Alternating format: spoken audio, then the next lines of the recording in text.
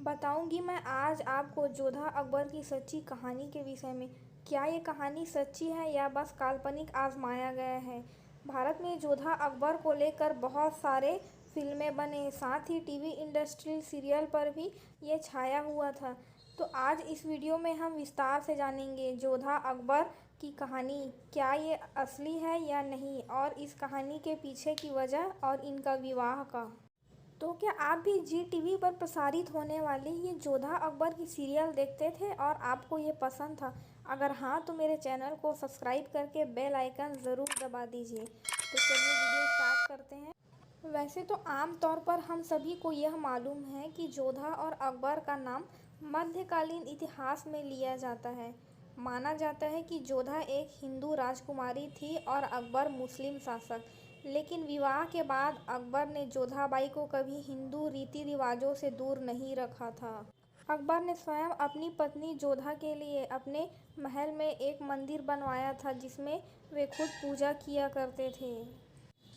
ये देखते हैं कि अकबर कौन था और क्या थी उसकी पूरी जानकारी। बात तब की है जब अकबर का जन्म होता है 15 अक्टूबर 1542 को। उसके बचपन का नाम रहता है अबुल फतह जलालुद्दीन मोहम्मद अकबर। 1556 में अकबर के पिता हुमायूं का उत्तराधिकारी अकबर बन जाता है। तब उसकी उम्र महज 13 वर्ष की होती है जब बैरम खान उनको शहंशाह घोषित करते हैं।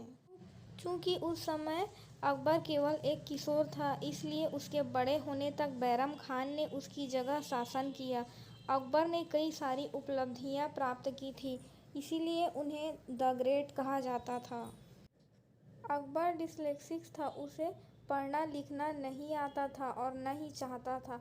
हालांकि उसे महान संगीतकार तानसेन और बीरबल जैसे लेखकों, संगीतकारों, चित्रकारों और विद्वानों की कंपनी पसंद थी। यह सर्वविदित है कि अकबर सभी धर्मों के प्रति सहिष्णुता रखते थे। उनकी 25 से अधिक पत्नियां थीं और उनमें से अधिकांश दूसरे धर्म की थीं। उनकी कई पत्नियों में सबसे महत्वपूर्ण थी जोधाबाई, जो जयपुर की राजकुमारी थी। अपने युवावस्था शिकार करने, दौड़ने और युद्ध करने में उन्होंने बिताया था। 1563 में अकबर ने मुस्लिमों के पवित्र स्थान पर आने वाले हिंदू तीर्थयात्रियों से कर वसूलने का कानून भी रद्द किया था। अकबर सभी धर्मों के प्रति उदार रवैया रखते थे। इस उदारवादी रवैये से उन्हें हर क्षेत्र के विस्तार में काफ़ी मदद मिली थी। उत्तर भारत के बाद अकबर ने भारत के दक्षिण भाग में भी अपनी क्षेत्रीय सीमा का विस्तार शुरू किया। अकबर के दरबार में अकबर के 9 मंत्री थे जिन्हें नवरत्न कहा जाता था। 3 अक्टूबर 1605 में अकबर को पेचिश यानी कि डायसेंट्री के कारण अकबर बीमार पड़ गया, जिसके कारण 27 अक्टूबर 1605 को उनकी मृत्यु हो गई। जोधाबाई के बारे में हम देखेंगे कि जोधाबाई का जन्म 1 अक्टूबर 1542 को हुआ था। वह जयपुर के राजा भारमल की पुत्री थी। एक हिंदू राजकुमारी थी, लेकिन उसने एक मुस्लिम राजा अकबर से शादी की।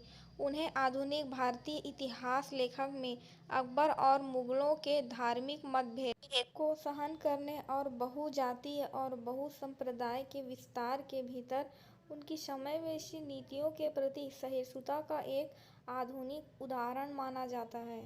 जोधाबाई का जन्म हीर कुंवारी के रूप में हुआ था। उन्हें हीरा कुंवारी और हरका बाई के नाम से भी जाना जाता था। मुगल इतिहास में उनका नाम मरियम उर जमानी था।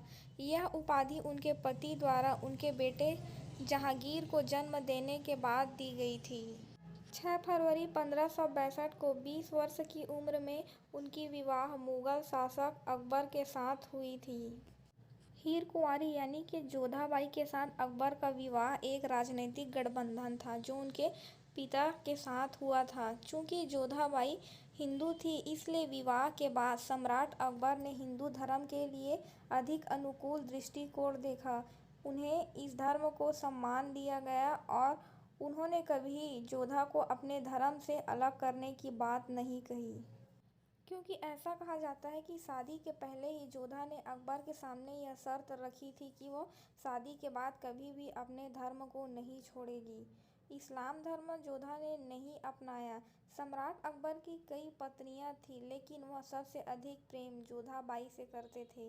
हिंदू होने के बावजूद उन्होंने मुगल घराने में बहुत सम्मान कायम रखा था। जोधा को अकबर के पहले और आखिरी प्यार के रूप में जाना जाता है। मरियम-उज़-ज़मानी बेगम शीर्षक से आधिकारिक दस्तावेज जारी करती थी। अकबर ने जोधा को शाही महल में प्रस्थागत हिंदू संस्कार करने की अनुमति दी थी। उन्होंने उसे महल में एक हिंदू मंदिर बनवा कर दिया था और अकबर भी वहां कभी-कभी पूजा करने के लिए आता था। जोधाबाई एक व्यापार कुशल महिला थी और मुगल साम्राज्य में मसाले और रेशम का व्यापार देखती थी। वर्ष 1623 में जोधाबाई की मृत्यु हो गई। उनकी इच्छा के अनुसार उन्हें अपने पति के कब्र के पास ही दफनाया गया था। जोधा अकबर की विवाह की कहानी इस तरह थी। एक बार जब अकबर अजमेर मोइनुद्दीन चिश्ती की कब्र पर नमाज अदा करने के लिए जाता है, तो रास्ते पर बिहारी मल ने अकबर से मिलकर बताता है कि उसके बड़े भाई शुजा के साथ उसके साले शरीफुद्दीन मिर्जा की लड़ाई चल रही है, जिसके कारण वह उसे बहुत परेशान कर रहा है। शरीफुद्दीन की यह मांग थी कि बिहारी मल अपने बेटे और 2 भतीजे को उसे सौंप दे। बिहारी मल ने उसकी बात मान ली और अपने बेटे एवं 2 भतीजे को बंधक के रूप में शरीफुद्दीन को सौंप दिया। कहानी के मुताबिक लेकिन यह कहा जाता है कि शरीफुद्दीन इससे संतुष्ट नहीं हुआ और बिहारी को बर्बाद करना चाहता था। अकबर ने बिहारी मल की बेटी से विवाह करने का प्रस्ताव रखा और कहा कि विवाह के बाद उसका बहनोई शरीफुद्दीन उसे परेशान नहीं करेगा। कब्र पर जाते समय राजस्थान के सांभर में ही शाही सैन्य शिविर आगरा से लौट रहा था। उसी दौरान उनका विवाह होता कि जैसे कि मैंने बताया ही। इस विवाह के बाद अकबर खुद को मुसलमानों का बादशाह समझने लगा था। अकबर ने इस शादी में कई राजपूत राजकुमारियों को बुलाया था। अकबर ने ऐसा करके राजपूतों के लिए बहुत कुछ सम्मानजनक बना दिया गया था।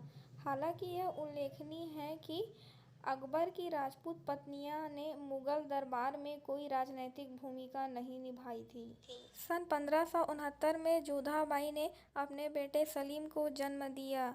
इसके पूरे गर्भधारण के दौरान जोधा सीकरी में शेख के पास ही थी। 30 अगस्त 1569 को अकबर के पुत्र का जन्म होता है। लेकिन जहांगीर को जन्म देने के बाद अकबर ने जोधाबाई का नाम मरियम-उज़-ज़मानी रखा था। तो इस तरह थी जोधा और अकबर की कहानी। आपको ये कहानी कैसी लगी मुझे ज़रूर बताएं। और अगर आपने अभी तक मेरे इस यूट्यूब चैनल को सब्सक्राइब नहीं किया है तो मेरे चैनल को सब्सक्राइब करके बेल आइकन ज़रूर दबा दें।